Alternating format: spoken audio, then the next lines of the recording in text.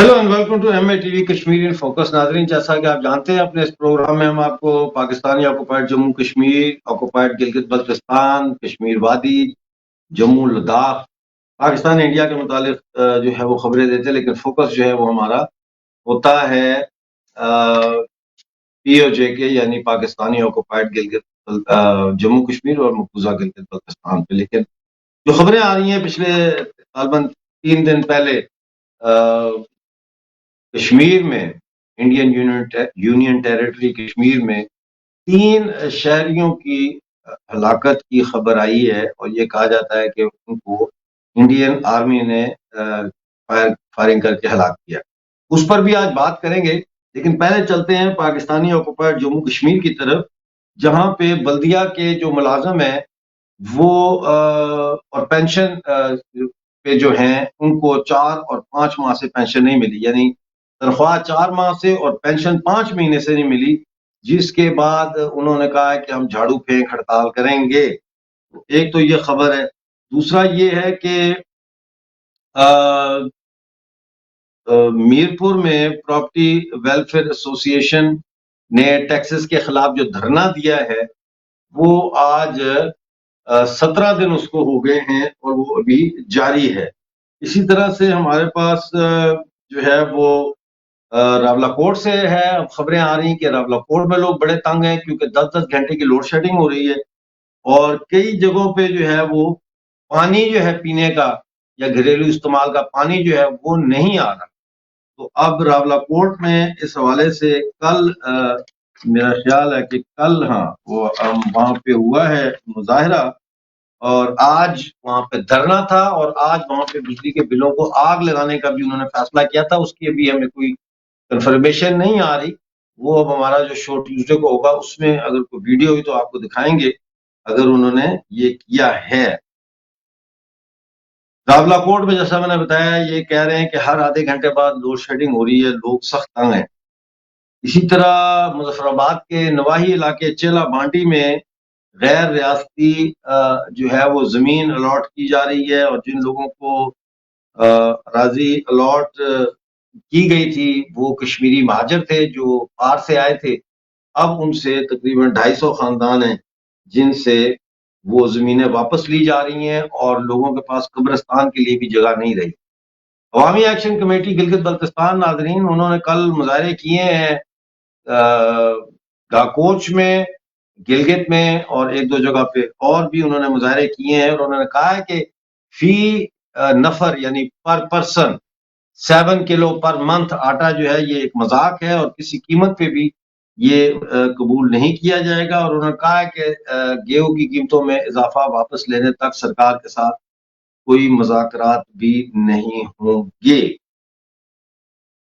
बिजली की load shedding बहुत ज्यादा हो रही है। 20 घंटे गिलगित में और 23 घंटे 22 घंटे स्कर्दू में हो रही है और दूसरे इलाकों में भी। तो गजर में खंडर जो है वहां के अवाम जो है सड़कों पर निकल आए थे कल और उन्होंने बड़ा मुजाहरा किया। इसके अलावा जो है वो चार्टर ऑफ डिमांड पर अमल के लिए मुजफ्फराबाद खावड़ा के हजारों अवाम जो है वो 26 तारीख को शहरों में निकल आए और 4 घंटे तक उन्होंने धरना देकर सड़कें ब्लॉक की। स्कर्दू में, शगर में मुजाहरे शुरू हो चुके हैं बिजली की लोड शेडिंग के खिलाफ। स्तोर में मीर मलक एक जगह है, वहां पानी ना होने के खिलाफ लोग सड़कों पर निकल आए और उन्होंने शदीद एहतजाज किया, सड़कें बंद कर दी। इसी तरह से पाकिस्तानी कब्जे वाले जम्मू कश्मीर के दारुल खिलाफा मुजफ्फराबाद में कल रामपुरा के लोग जो है, मुजफ्फराबाद रामपुरा के लोग, वो सड़कों पर निकल आए और उन्होंने जुलूस निकाला। जैसा मैं आपको पहले बता चुका हूं कि स्कर्दू और यासीन में गेहूं की कीमतों के खिलाफ जो धरना है वो आज तीसरे दिन हो गया, उसको वो जारी है और शॉर्टफॉल जो है गेहूं का वो 8 अरब रुपए का है गेहूं का। इसी तरह से पाकिस्तानी मकबूजा गिलगित बल्तिस्तान में गांचे की तहसील डागूनी में लोड शेडिंग के खिलाफ लोगों ने मुजाहरा किया है। लिहाजा जब से मैंने ये शो शुरू किया है, शायद ही कोई, मेरा नहीं ख्याल कि एक दिन एक शो भी ऐसा हो जिसमें मैंने आपको कहा हो कि जी आज आजाद कश्मीर नाम नेहाद में या गिलगित बल्तिस्तान में कोई मुजाहरा नहीं हुआ बड़ा अमन है। नॉन स्टॉप मैं आपको 3 साल साढ़े बल्कि अब 4 साल होने वाले इस शो को मैं आपको बता रहा हूँ, 4 साल से मैं हफ्ते में 2 दिन ये लाइव शो करता हूँ लंदन से MATV स्टूडियो से, और मैं आपको बताता हूँ कि कहाँ कहाँ मुजाहरे हो रहे हैं, किस किस इशू पे हो रहे हैं, लेकिन कोई पुरसाने हाल नहीं है POJK के लोगों का। नाजरीन, हम अपने मेहमान जो हमारे साथ हैं, आपके जाने पहचाने हैं, मेजर जनरल AK सिवाज, जिन्होंने 22 साल तक जम्मू कश्मीर में सर्विस की है, टेरिटोरियल आर्मी के फॉर्मर चीफ थे ये इंडिया के। उनको हम साथ जोड़ लेते हैं। जनरल साहब नमस्ते, बहुत आपका स्वागत है। थैंक यू नमस्कार वेरी मिर्जा मच फॉर साहब। Joining the show sir. Sir, सबसे थैंक यू पहले तो थैंक यू मैं ये चाहूंगा आपसे कि थोड़ा सा हमें बताएं राजौरी में क्या हो रहा है, और ये जो 3 लड़के यंग मार दिए इंडियन आर्मी ने, इसका बड़ा शोर मचा हुआ है आजाद कश्मीर नाम नेहाद में, तो थोड़ा सा इसको क्लैरिफाई करें। मैंने आज वैसे खबर पड़ी है कि उसकी इंक्वायरी का कोई बोर्ड बैठ गया है और उसकी इंक्वायरी शुरू होगी।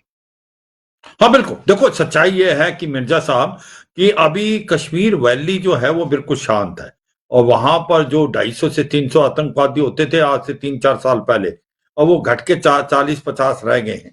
और पूरे कश्मीर घाटी में अमन शांति है। वहां पर district development council, panchayat election, grassroots level पे डेमोक्रेसी, और रिकॉर्ड टाइम का टूरिज्म हुआ है। IIM, medical college, engineering college, Saudi और UAE ने भी 500 करोड़ रुपए इन्वेस्ट करने की सोची है होटल इंडस्ट्री पे। और जो पत्थरबाजी की घटनाएं होती थी वो अब बिल्कुल नहीं होती, क्योंकि अब कोई पैसा नहीं आता ISI से हुर्रियत को, और NIA ने ब्लॉक कर दिया है। और जो साउथ कश्मीर के अंदर एक प्रकार रेडिकलाइजेशन की प्रतिक्रिया थी, उसमें भी काफी कमी आई है। तो इसको देखते हुए अब ऐसा लग रहा पाकिस्तान को कि अब उनकी गेम खत्म है, और ऐसे में वो चाहते हैं कि कुछ ना कुछ किया जाए। तो अब उन्होंने दूसरा फ्रंट खोल लिया है, वो है रजौरी पुंछ का। देखो रजौरी पुंछ जिस प्रकार से आपको समझना पड़ेगा, कश्मीर घाटी है, कश्मीर घाटी के बीच में और रजौरी पुंछ के बीच में एक पीर पंजाल है। जो पीर पंजाल रेंज है उसके नॉर्थ में तो कश्मीर घाटी है, और उसके साउथ में रजौरी पुंछ एरिया है। और रजौरी पुंछ जो है वो पाकिस्तान के ऑक्यूपाइड कश्मीर से जो है वो बिल्कुल मिलता हुआ है लाइन ऑफ कंट्रोल में। हुआ क्या था कि यहां पर पहले अभी 2012-13 में इस इलाके को डिक्लेयर कर दिया था टेररिस्ट फ्री, और 2020 के अंदर जब चीनी आए थे ईस्टर्न लद्दाख में, तो उस समय इमीडिएटली ट्रुप्स की जरूरत थी, क्योंकि एकदम चीनी आ गए थे 3 डिवीजन लेके। तो उस समय यहां से ट्रुप्स हटा के वहां पर भेजे गए थे कुछ ट्रुप्स, तो यहां पर थोड़ी सी वैक्यूम हो गई थी। अब पाकिस्तान चाहता है कि कुछ ना कुछ क्रिएट किया जाए इलेक्शन से पहले, और उसके खुद के भी इलेक्शन है पाकिस्तान में, जम्मू एंड कश्मीर और भारत में भी है। तो उन्होंने क्या किया कि 25 से 30 हार्डकोर टेररिस्ट, क्योंकि यहां पर ट्रुप्स कम थे, वो इन्फिल्ट्रेट कराए हैं। वो लश्कर तोबा के हैं और जैसे मोहम्मद के हैं, और वो एक प्रकार बैटल हार्डेंड है। उनके पास हथियार भी वो है जो कि अमेरिकन अफगानिस्तान में छोड़ के गया था। वैसे भी 4 से 5 हजार के करीब लश्कर तोबा जैसे मोहम्मद के आतंकवादी बैठे हुए। अब इस इलाके को एक्टिवेट कर दिया इन्होंने। इस इलाके में कुछ एक पिक्युलैरिटीज है, एक तो ये जंगली है, एक पहाड़ी है, इसके अंदर गुफाएं हैं, जो नेचुरल गुफाएं हैं जिससे ये ऑपरेट कर सकते हैं। ये पहले तो गांव से ऑपरेट करते थे किसी जमाने में, अब ये गांव से ऑपरेट नहीं करते, क्योंकि उनको लगता है कि गांव से ऑपरेट करें तो इनका इंटेलिजेंस चला जाता था। अब ये अपने कैचेज बनाए इन्होंने गुफा में, वहां से ऑपरेट करते हैं। मगर ये सच्चाई है कि इनको कुछ न कुछ तो OGW और स्लीपर सेल मिले हैं। हो सकता है वो कश्मीर घाटी से भी आए हों। मगर हुआ क्या है, अब एक ऑपरेशन चला हुआ था जिसके अंदर खबर थी कि 3-4 आतंकवादी हैं, उसके घेरा डाल रखा था। उसके लिए जो रीइंफोर्समेंट आ रही थी, उस पे एक बार अम्बुश लगाया टेररिस्ट ने, और 4 जवान वीर गति को प्राप्त हुए, वो शहीद हुए। और ऐसे में आपको पता ही आक्रोश हो जाता है, और उस समय फिर ऑपरेशन चलता रहा। तो इन्होंने ऐसा लगा, जो इंफॉर्मेशन मिली है कि कुछ एक लोगों को पिकअप किया इन्होंने इंट्रोगेशन के लिए, क्योंकि उनको लगा कि कहीं ना कहीं इंटेलिजेंस की खबर दी गई है इनको कैसे पता था कि यहाँ से रीइंफोर्समेंट आएगी, और इसलिए वो करीब करीब 9 लोगों को इंट्रोगेशन के लिए पोस्ट पे बुलाया गया। और फिर 2-3 दिन के बाद, बल्कि 2 दिन के बाद, जो उनके 3 जो लोग थे उनकी मिस्टीरियस हालत में एक प्रकार से डेथ हुई। इसको देखते हुए सच्चाई है कि इसको बड़ा सीरियसली लिया भारत की फौज ने, क्योंकि भारत की फौज कोई कस्टोडियल डेथ एक्सेप्ट नहीं करती, और कभी भी ऐसा नहीं होता कि कोई किसी को आप इंट्रोगेशन के लिए और उसका मारा जाए। मगर अब ये एलिगेशन ही है, इसको मद्देनजर रखते हुए भारत की फौज ने इन्वेस्टिगेशन ऑर्डर कर दिया है। और पहली बार है कि जो भारत की फौज में ब्रिगेडियर रैंक के एक ऑफिसर को भी सस्पेंड कर दिया, मतलब उस जगह से हटा दिया है। एक कर्नल और एक मेजर साहब को, जो इस ऑपरेशन में थे, उनको अभी कुछ टाइम के लिए यहां से निकाल के दूसरी जगह भेजा गया। इसकी वजह यह है कि वहां पर वो इंक्वायरी बिठा दी है कि इंक्वायरी इम्पार्शल हो, ऑब्जेक्टिव हो, वो इसलिए इनको यहां से निकाला गया, और वो इंक्वायरी ही बताएगी असली कॉज क्या था, इन 3 सिविलियंस की डेथ किस हालात में हुई। मगर इसको मद्देनजर रखते हुए भारत की फौज ने इमीडिएट रिएक्शन लिया। दूसरी तीसरी बातें, जो हमारे रक्षा मंत्री हैं वो कल गए थे रजौरी पुंछ इलाके में, जिन लोगों की किन जो मतलब इनके रिश्तेदार थे उनसे मिले, उनको 30 लाख रुपया दिया गया और जॉब भी दी गई एक नेक्स्ट ऑफ किन को, और उनको विश्वास दिलाया गया है कि इसकी थॉरो इन्वेस्टिगेशन होगी, जो भी इसके अंदर इन्वॉल्व है और जिसने भी इसमें गलती की उसको छोड़ा नहीं जाएगा, और सब जल्दी से जल्दी ये इन्वेस्टिगेशन खत्म होगी। तो ये सच्चाई है, ये सोची समझी साजिश है ये पाकिस्तान की। पाकिस्तान ने इस इलाके को एक्टिवेट कर दिया बहुत जोरों से, और ये इलाका क्योंकि बिल्कुल शांत था और इसके अंदर ट्रूप्स कम थे, और क्योंकि ये पहाड़ी जंगली इलाका है, और आपको ये भी पता है जो नॉर्थ ऑफ पीर पंजाब जो कश्मीर घाटी है, अब वहां बर्फ भी पड़ जाती है और पासिस बंद है। यहाँ पर हाइट छोटी है और बर्फ कम पड़ती है, तो यहाँ पर इन विंटर्स में भी ऑपरेट हो सकता है। तो यह सच्चाई है कि ये पाकिस्तान की सोची समझी साजिश है। मगर हाँ, ये है कि 3 कस्टोडियल डेथ एलेज्ड है, अभी तक इसका पता नहीं चला है, मगर भारत की फौज ने इसके लिए एक proper high level court of inquiry की है। अगर ये हादसा हुआ भी है तो मैं ये कह सकता हूं कि ये एक एब्रेशन है, और भारत के रक्षा मंत्री भी आए, उन्होंने भी ये बहुत जोरों से बताया कि भारत की फौज का मेन एम आतंकवादियों को मारना और लोगों का मन जीतना, ये बहुत जरूरी, क्योंकि वो भारतीय हैं, और अभी तक भारत ने की जो फौज है उसका ट्रैक रिकॉर्ड बहुत अच्छा है। वो हरदम ऑपरेशन सद्भावना भी करती है, जिसके कारण वो win hearts and mind of people. School भी खोले हैं, वेलफेयर स्कीम भी है, वोकेशनल ट्रेनिंग भी देती है। भारत के जो कश्मीर घाटी से बच्चे हैं और जो बूढ़े हैं उनको भी पूरे इंडिया का टूर कराते हैं। तो ये अगर इन्वेस्टिगेशन से पता चलेगा इसका असली कॉज क्या है, मगर जो भी इसके अंदर शामिल होगा उसके ऊपर काफी सख्त एक्शन लिया जाएगा, जिस प्रकार से रक्षा मंत्री ने बताया, चीफ ऑफ आर्मी स्टाफ ने बताया। मगर जो मेन क्वेश्चन है मिर्जा साहब, मैं यही बताना चाहूंगा, ये जो इलाका जो डोरमेंट था, जो वहां पर कोई हरकतें नहीं हो रही थी, पाकिस्तान ने उस इलाके को एक्टिवेट कर दिया है। और कहीं ना कहीं ये बात आई थी, जो हमारे पुराने चीफ मिनिस्टर भी थे जम्मू एंड कश्मीर के, फारूक अब्दुल्ला का, कि भारत को बातचीत करनी चाहिए पाकिस्तान के साथ, मगर वो बिल्कुल नकारा गया है, क्योंकि भारत कभी बात नहीं करेगा। टेररिज्म और talks can not go together, और भारत को किसी पागल कुत्ते ने नहीं काटा कि भारत पाकिस्तान से बात करेगा। भारत एक 5th लार्जेस्ट इकोनॉमी है, 4th लार्जेस्ट मिलिट्री है। भारत को पाकिस्तान की जरूरत नहीं, पाकिस्तान को भारत की जरूरत है। मगर अगर भारत से बात करना चाहता पाकिस्तान, तो पहले टेररिज्म छोड़ना पड़ेगा। अगर आतंकवाद का साथ नहीं छोड़ेगा तो भारत बातचीत करने के लिए बिल्कुल तैयार नहीं है। मिर्जा साहब। लेकिन जनरल साहब, मेरा आपसे ये सवाल है कि ठीक है, आपकी बात मैं समझता हूं कि पाकिस्तान दहशतगर्दी खत्म नहीं करता तो हम पाकिस्तान से बात नहीं करेंगे, लेकिन मुझे ये बात समझाएं कि क्या पीओजेके और गिलगित बल्तिस्तान भारत का हिस्सा आप नहीं मानते? और वो अगर तो आप हिस्सा है मानते वो हैं तो क्या, अगर आप मानते हैं तो क्या पीओजेके और गिलगित बल्तिस्तान को साथ शामिल करने के लिए आपको पाकिस्तान से मुज़ाकरात नहीं करना पड़ेंगे? देखो सच्चाई यह है कि आप सोचते हो कि पाकिस्तान आपको प्लेट में दे देगा पीओजे और गिलगित बाल्टिस्तान। वो तो आपको लेना पड़ेगा जिस प्रकार से आप कर रहे हो। आज आप ने बहुत अच्छा बात बताई कि मैं 4 साल से इस न्यूज कवर करता हूं और ये प्रोग्राम करता हूं, कभी भी ऐसा दिन नहीं आया जहां पर लोगों का मुजाहरा नहीं किया हो। आज लोग सड़कों पे हैं पीओजे के और गिलगित बाल्टिस्तान में। तो किससे आप सोचते हो पाकिस्तान आपको बोलेगा हाँ पीओजे के गिलगित बाल्टिस्तान ये भारत का हिस्सा है, हमने इलीगली ऑक्यूपाई किया है 1947 में, ये ले लो।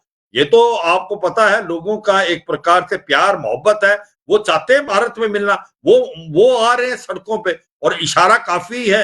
मुझे लगता है एक समय आ गया भारत को प्रोएक्टिव स्ट्रेटेजी लेके, क्योंकि वहां के लोग इसकी इंतजार में हैं। वो तो देख रहे हैं कि कब की भारत की फौज आएगी। तो मुझे लगता है जनरल कि कहीं साहब, ना लोगों के कहीं पास खाने के लिए पैसे नहीं है, लोगों को तनख्वाहें नहीं मिल रही। कई सरकारी मुलाजमीनों को 9 9 महीने से तनख्वाह नहीं मिली। ये पेंशनर जो है बल्दिया के, इनके 190 पेंशनर्स को पेंशन नहीं मिली पिछले 5 महीने से। जो बल्दिया के मुलाजमीन है म्यूनिसिपल कॉर्पोरेशन में, मुजफ्फराबाद की बात आपको बता रहा हूँ, वहां के लोगों को 5 4 महीने से तनख्वाह नहीं मिली। कोई महकमा ऐसा नहीं है जिसके अंदर ये प्रॉब्लम ना हो। गिलगित बिल्कुल। बल्तिस्तान का वो, ये फाइनेंस मिनिस्टर जो है गिलगित बल्तिस्तान का, वो कह रहा है कि अगर वफाक ने यानी पाकिस्तान ने हमें 6 अरब जो है रुपया ना दिया तो जनवरी में हम तनख्वाह नहीं दे सकते सरकारी मुलाजमीन की। तो हालात तो बड़े खराब हैं, इंतजार किस चीज का है?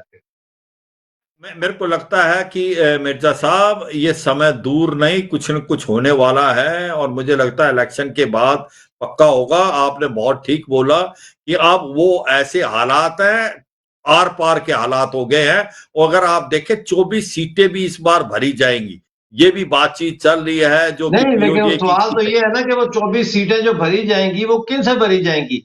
क्या वो जो पीओजेके से 1947 में, 65 में, 70 में जो यहां से महाजर गए हैं, क्या उन महाजरों को दिखाकर तो वो सीटें भरी जाएंगी, या एक्चुअल जो इस वक्त पीओजेके है वहां के जो डिसीडेंट्स हैं उनसे भरी जाएंगी और उन महाजरों के साथ भी भरी जाएंगी? सवाल तो ये है ना कि हाँ क्या ये हकीकत में भरी जाएंगी, ये क्या ये जो सीटें भरी जाएंगी तो will those people who are members of those legislative assemblies, would they be able to truly represent POJK and Gilgit Baltistan?